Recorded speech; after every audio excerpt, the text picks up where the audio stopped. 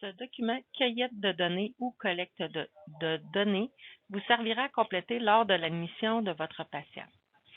Il est important que votre patient soit apte à pouvoir le compléter. S'il ne l'est pas, vous devez attendre que la famille soit présente.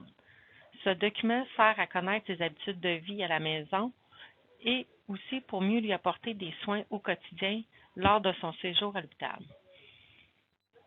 Il est obligatoire d'utiliser un stylo à l'encre bleue ou noire. Section de cueillette de données, vous allez retrouver données cliniques et données relatives à l'admission. Dans l'encadré en haut à droite, il est important qu'il soit drossographié au bon nom de votre patient. Dans l'encadré de données cliniques et données relatives, vous allez pouvoir poser des questions à votre patient, à savoir s'il y a des allergies, diagnostics, ou bien aussi cocher, utiliser un fauteuil roulant, etc. Dans cette section de cueillette de données, vous allez retrouver l'évaluation physique et mentale de la partie 1. À ce moment-là, il faut que vous posez des questions et devez cocher ce qui appartient au patient.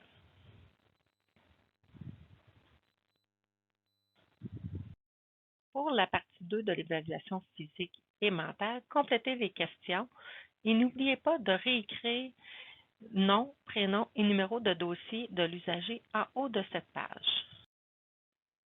Dans cette section de cueillette de données, vous devez compléter la section personnes à joindre, personnes à contacter en cas d'urgence, les effets personnels qui possède le patient avec lui à l'hôpital, les prothèses auditives et dentaires, ainsi que sa médication et prescriptions s'il les a apportées avec lui. Notez qu'il est important d'apposer votre initiale au bas de la page.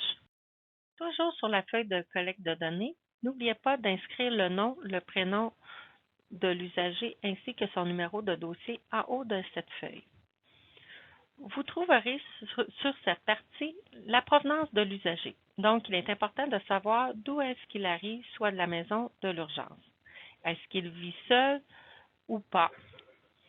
Par la suite, il y a des services professionnels, donc à savoir est-ce qu'il y a eu une consultation qui a été demandée ou s'il a été vu par un consultant. Cette information-là, vous allez la retrouver en regardant le dossier dans les sections ordonnances ou dans les notes du médecin. Et à la toute fin, vous apposez votre signature au complet initiale et ainsi que votre titre d'emploi comme pour vous, étudiante infirmière auxiliaire. Voici la planification du congé. Cette section, vous devez seulement inscrire vos initiales lorsque c'est fait ou si bien ça a été demandé. Il se peut que votre patient ait besoin d'équipement ou de suivi dans les soins et traitements lorsqu'il aura son congé à la maison. Sur cette partie de document, n'oubliez pas d'inscrire le nom, le prénom de l'usager ainsi que son numéro de dossier en haut de la page. Vous avez la section documents à transmettre lors d'un congé. Donc, vous cochez ce que vous avez remis à l'établissement de soins ou au service approprié. Ce sont des documents importants à transmettre lors d'un congé. Souvent, cette partie, elle a été complétée par la secrétaire médicale. Vous avez aussi documents et informations à remettre à l'usager. Vous cochez ce que vous avez transmis ainsi que les explications que vous avez données au patient.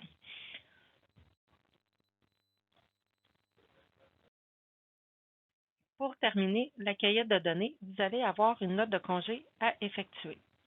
Il est important de savoir où votre patient quitte. Vous pouvez cocher dans la partie du haut la destination de son retour. Si vous lui avez remis les prothèses, vous devez cocher ce que vous lui avez remis. Et pour terminer, il est important de compléter la note. N'oubliez pas d'inscrire la date et l'heure de son congé, ainsi que votre signature et titre d'emploi.